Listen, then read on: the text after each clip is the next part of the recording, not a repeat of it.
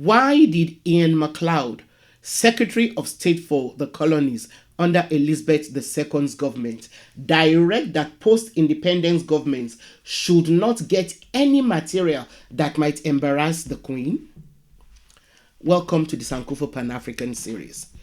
Please support us through Patreon and by buying me coffee so we can continue to bring you the series. Subscribe and turn on your notification buttons if you've not yet done so.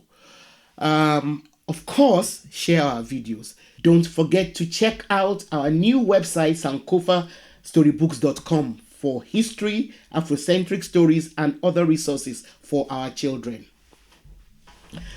Now, the death of the British Queen and enthronement of Charles III should continue to ignite us as we challenge Britain's colonial past and the real legacies of their monarchy.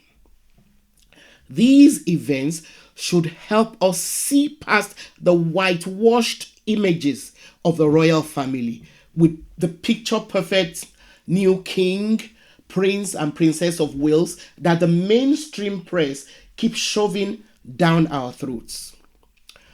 We should not be deluded into forgetting that the lifestyle that all the members of the royal family now enjoy was founded on nothing but the toil, sweat, and blood of Africa and other former colonies.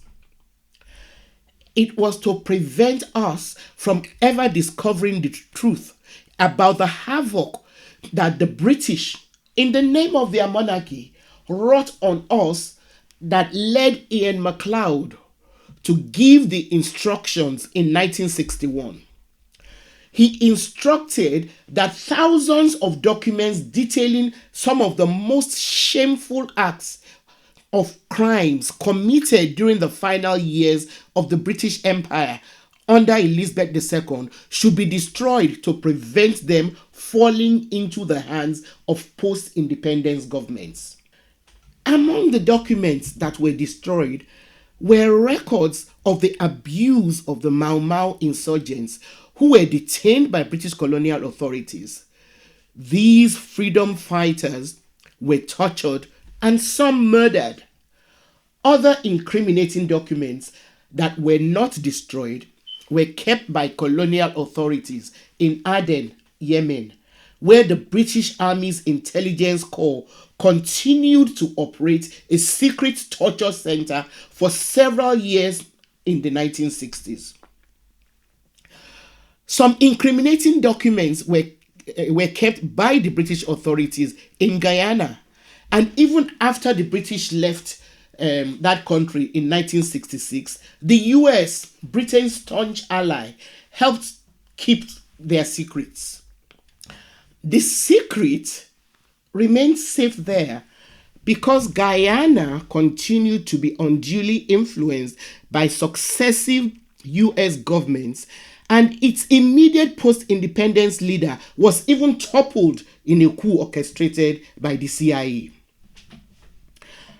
The documents that were not destroyed were kept secret, not only to protect the UK's reputation, but to shield the government from litigation.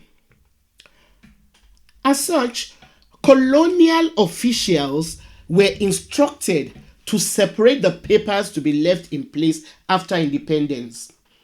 They were usually known as legacy files, from those that were to be destroyed or removed. Some of the documents to be destroyed or removed were marked as watch files and stamped with a red letter W.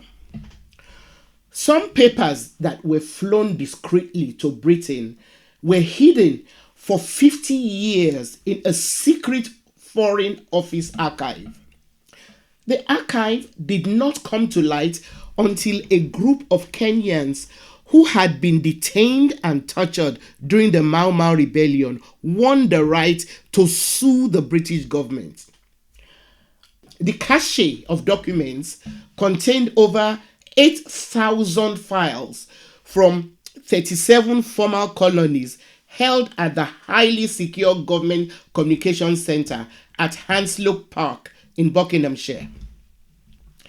The papers at Hanslope Park include monthly intelligence reports on the elimination of the colonial authorities' enemies. The records also show that ministers in London were aware of the torture and murder of Mau Mau insurgents in Kenya, including the case of a man, a human being, an African who was roasted alive.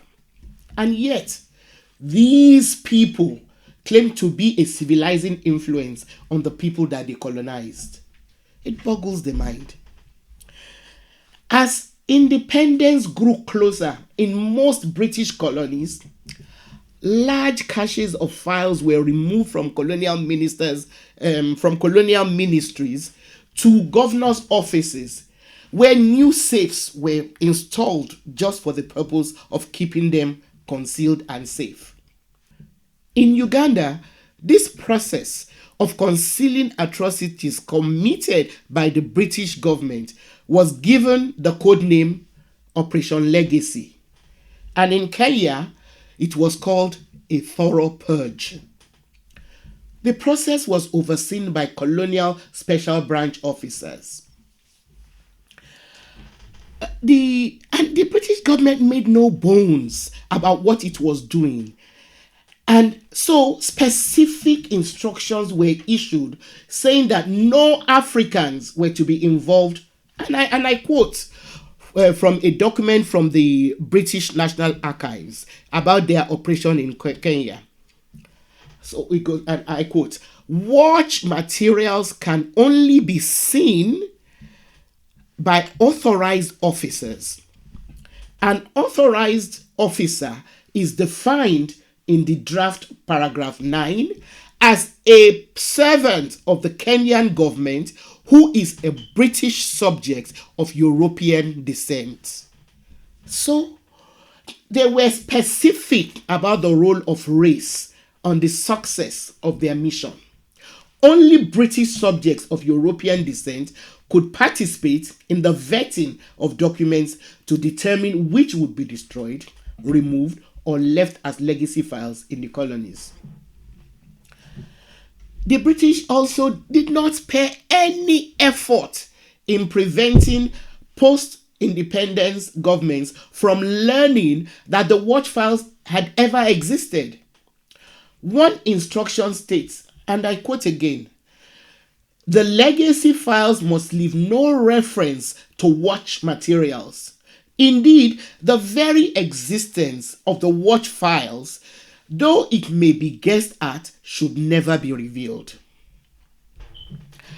When a single watch file had to be removed from a group of legacy files, a twin file or dummy one was to be created to insert in its position. Many of the watch files that ended up at Hanslope Park came from 37 different former colonies and filled 200 meters of shelving. So what this account of the extent to which the British tried to destroy evidence of what they did to us shows us is that our calls for reparations are not just based on sentiments. Thanks for watching. Please support us through Patreon and by buying me coffee so we can continue to bring you the series. Subscribe and turn on your notification buttons. Don't forget to share our videos.